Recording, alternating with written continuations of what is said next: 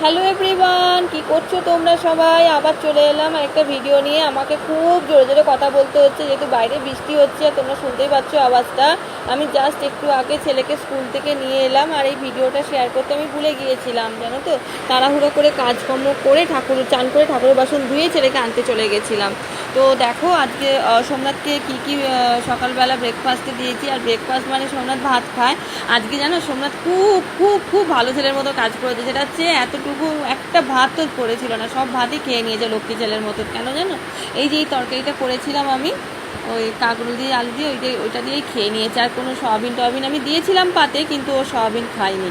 এই যে আমি এখন দাঁড়িয়ে ভিডিওটা করছি না, এতক্ষণ সময় লাগছে, সোমনাথ আমার সঙ্গে সমানে তর্ক করছে, আরও ভাত কমাও, আরও ভাত কমাও। তো তোমরা বলো এইটুকুনি ভাতের আর কী কমাবো বলো? দেখে মনে হচ্ছে অনেকটা, কিন্তু ছোট্ট বাটির এক বাটির ভাত, ঠিক আছে। তো সোমনাথ বলে না, আর কিছু দিতে হবে না, যা দিয়েছে দাও, তাড়াতাড়ি করো। যেমন তাড়াহুড়ো করে, প্রত্যেকদিন নিজে লেটে উঠবে, নিজে লেটে বেরোবে আর তাড়া দেবে আমাকে। তো যাই হোক, সেই সোমনাথকে আমাকে খাইয়ে দিতে হলো। প্রথমে এটাই সামনে যে তরকারি দেখছি ওটা দিয়েই দিয়েছি, কিন্তু ওটা দিতে বলে মা আর আমাকে সবই দিতে হবে না, ওটা দিয়ে দাও। তো ওটা দিতেই বলতে গেলে লক্ষ্মী ছেলের মতন খেয়ে নিল।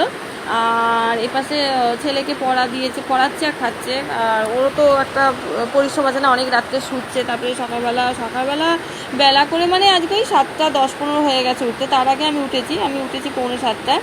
তো চলো সোমনাথকে খাওয়াচ্ছি। আর এই পাশে দেখো তা করতে করতে আজকেও 2টো রুটি, জানো তো। 3টে রুটি করেছিলাম, কিন্তু 3টে রুটি কিছুতেই খেলো না। তোমাদের কাছে শেয়ার করেছি 3টে রুটি। আমি আর বললাম যে আমি রুটি খাবো না, কারণ আমার রুটি খেলে না অ্যাসিডিটির প্রবলেম,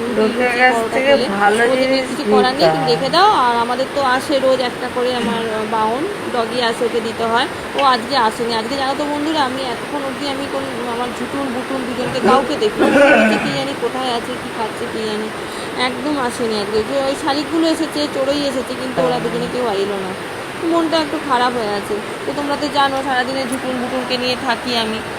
আর যাই হোক, সোমনাথকে খেতে দিচ্ছি। আর 2টো রুটি দিয়েছি, একটা রুটি রেখে দিয়েছি। আর এই পাশে দেখো, এই যে আমার ছেলের আজকে স্পেশাল খাবার, ও তো খুব বক খুশি। আর আমি রান্না করে করে টেবিলে রাখি তো, আর ও এসে দেখে নেয় কী কী রান্না করেছে। আর এই দেখো সোমনাথ তোমাদের গুড মর্নিং বলেছে।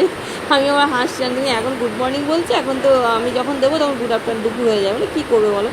তো কি একটা অফিসের কাগজ, ওর আই কার্ডটা বোধহয় কালকে ট্রেনে আসার সময় ফেলে এসছে, ঠিক আছে। আর এখানে এসে বাড়িতে খুঁজছে, ওর মনেই থাকে না আসলে। ওকে কী বলবো, অনেকেই, আমিও বিয়ের আগে যখন আমি একটা জায়গায় জব করতাম শপিং মলে, তো যখন বাড়ি থেকে বেরিয়ে এসে হোস্টেলে থাকতাম, তখন আমি শপিং মলে কাজ করতাম। তো ওই রকম মনে থাকতো না, গলায় কার্ড কতক্ষণে মনে হতো বাড়ি বেরোবো, বাড়িতে যাবো।